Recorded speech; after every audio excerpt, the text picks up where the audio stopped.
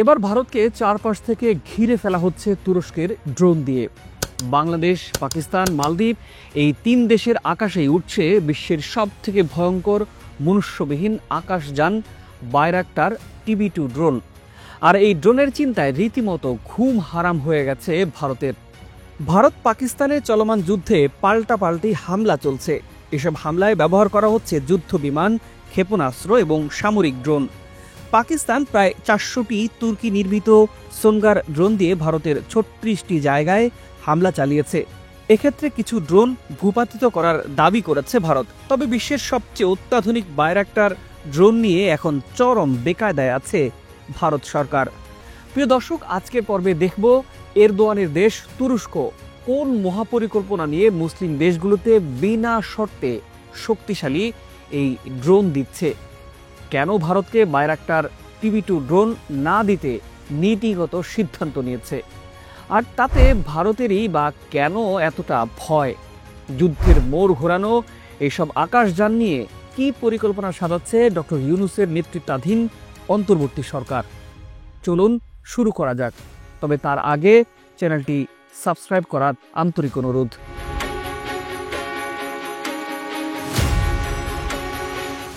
ভারত পাকিস্তান যুদ্ধ শুরুর আগেই ডক্টর ইউনূসের সামরিক প্রস্তুতির নির্দেশনায় বাংলাদেশ এখন সর্বোচ্চ সতর্ক অবস্থায় আছে।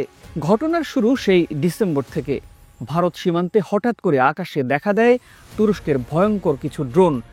পাকিস্তান বা চীন নয়, বাংলাদেশ উড়িয়েছে তুরস্কের অত্যাধুনিক বাইরাক্টার TB2 ড্রোন। লক্ষ্য সীমান্তে ভারতের গতিবিধি নজরে রাখা। ভারতের এমন অভিযোগের পরে যদিও বাংলাদেশ সে সময় তা অস্বীকার করেছিল, কিন্তু সম্প্রতি আবারও একই সুর ভারতের মুখে। তারা যেন এখন স্বপ্নেও ড্রোন দেখছে বাংলাদেশ সীমান্তে। বাংলাদেশ ও ভারতের মধ্যকার আন্তর্জাতিক সীমান্তের কাছে নজরদারি করতে ড্রোন ওড়াচ্ছে বাংলাদেশ। প্রতিরক্ষা সূত্রের বরাত দিয়ে এমনই প্রতিবেদন করেছে ভারতীয় বার্তা সংস্থা ANI। তুরস্কের তৈরি এসব ড্রোন ভারত সীমান্তের খুব কাছাকাছি অঞ্চলে পরিচালনা করা হচ্ছে বলেও প্রতিবেদনে দাবি করা হয়েছে। প্রকাশিত ওই প্রতিবেদনে ভারতীয় বার্তা সংস্থা ANI বলছে, বাংলাদেশ তুরস্কের তৈরি TB2 বাইরাক্টার ড্রোনগুলো হাতে পেয়েছে এবং নজরদারি করার জন্য ভারতীয় সীমান্তের কাছাকাছি সেগুলো পরিচালনাও করছে। ভারতীয় সংস্থাগুলো এসব ড্রোন উড্ডয়ন করতে দেখেছে এবং সেগুলোকে নিবিড়ভাবে পর্যবেক্ষণ করছে। সূত্র জানিয়েছে, এসব ড্রোনকে গত কয়েক মাস ধরে নজরদারি অভিযান পরিচালনা করতে দেখা গেছে এবং ভারতের সীমান্ত বরাবর বাংলাদেশের নিজস্ব অঞ্চলের ভেতরে উড়ছে।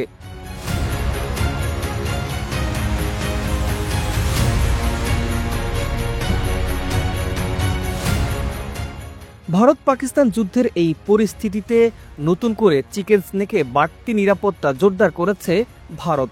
শিলিগুড়ি চিকেন নেকে নজর পড়তে পারে পাকিস্তানের, এমন নানা সমীকরণে ভারত এখানে নতুন করে রাশিয়ার তৈরি আকাশ প্রতিরক্ষা ব্যবস্থা SAM স্থাপন করেছে। এমনকি ভারত এই এলাকায় বাংলাদেশের কার্যকলাপের উপর নিবিড় নজর রাখার জন্য রাডার স্থাপন সহ অন্যান্য সকল ব্যবস্থা হাতে নিয়েছে বলে জানা গেছে। ভারতের তথ্যমতে বাংলাদেশের নিরাপত্তা বাহিনীর TB2 ড্রোনগুলো নজরদারি মিশনে 20 ঘন্টারও বেশি সময় ধরে উড়িয়েছে।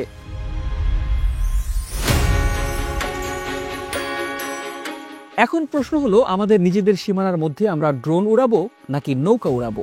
তাতে ভারতের এত মাথা ব্যথার কারণ কি? প্রিয় দর্শক, চলুন কিছু সমীকরণ মিলিয়ে দেখি।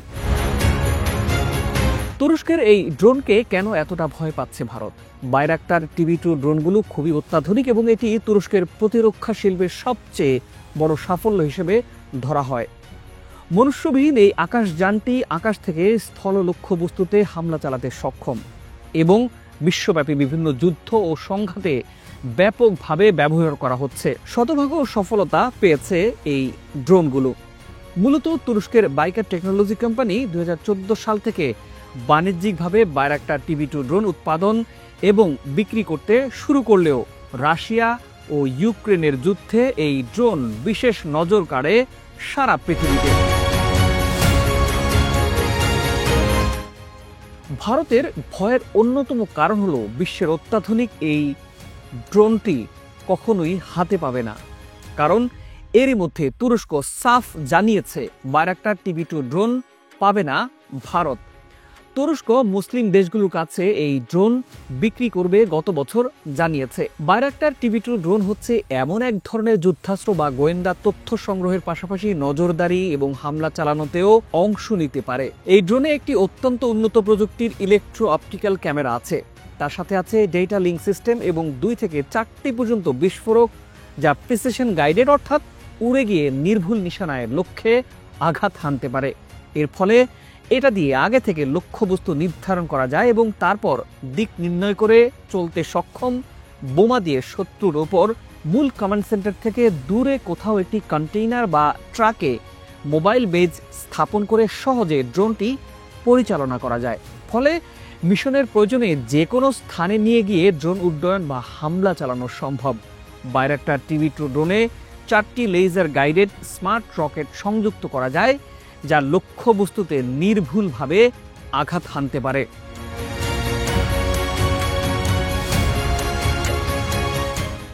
ড্রোনটি ঘন্টায় 129 কিলোমিটার থেকে শুরু করে 222 কিলোমিটার গতিতে উঠতে পারে। এছাড়া বেজ স্টেশন থেকে 300 কিলোমিটার দূর পর্যন্ত ড্রোনটি চালানো যায়। এর ভেতরে আছে এমন কিছু সেন্সর যার ফলে GPS এর উপর পুরোপুরি নির্ভর না করে নেভিগেশন করতে পারে। সর্বোচ্চ 700 কেজি ওজন নিয়ে এই ড্রোনটি উঠতে পারে। মোট জ্বালানি ধরে 300 লিটার। ড্রোনটি টেক অফ, ল্যান্ডিং সহ পুরোপুরি স্বয়ংক্রিয়ভাবে পরিচালিত হতে পারে।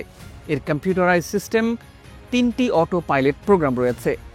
বায়রাক্টার TB2 ড্রোনটি 18,000 ফিট উচ্চতা থেকে কার্যক্রম চালাতে পারে, তবে আকাশে সর্বোচ্চ 25,000 ফিট পর্যন্ত উঠতে পারে এবং সর্বোচ্চ 27 ঘন্টা 3 মিনিট ওড়ার রেকর্ড আছে এই ড্রোনটির।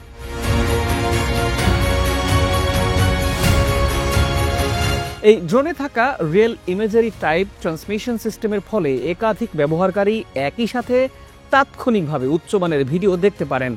ওয়েব ভিত্তিক অ্যাপ্লিকেশন হওয়ার কারণে ইন্টারনেট ব্যবহার করে ট্যাবলেট বা মোবাইলেও নজরদারি করা সম্ভব। প্রিয় দর্শক, এবার নিশ্চয়ই বুঝতে পারছেন কেন ভারতের ঘুম হারাম হয়ে গেছে বাংলার আকাশে এই ড্রোন দেখার পর থেকে।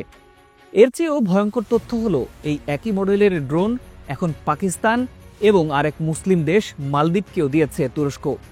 পাকিস্তানের চলমান যুদ্ধে মিত্র শক্তি হিসেবে পাকিস্তানের পাশে আছে তুরস্ক, আর তুরস্কের এই ড্রোনেই অনেকটা কুপকাত ভারত। এটি মোকাবেলার সক্ষমতা নেই ভারতের। এক সময়ের খেলাফতের নেতৃত্ব দেয়া তুরস্ক মূলত মুসলিম দেশগুলোকে সামরিক দিক দিয়ে শক্তিশালী করার পরিকল্পনা নিয়ে মাঠে নেমেছে, আর তার অংশ হিসেবেই একের পর এক ভয়ঙ্কর অস্ত্র পাঠাচ্ছে বাংলাদেশে। বাংলাদেশ ও তুরস্কের মধ্যকার এই সম্পর্ককে আপনি কিভাবে দেখছেন? তুরস্ক থেকে কি বাংলাদেশ লাভবান হতে পারে? মন্তব্য করে অবশ্যই জানাতে পারেন আমাদের। আজ এ পর্যন্তই। ভালো থাকুন, সুস্থ থাকুন। খোদা হাফেজ।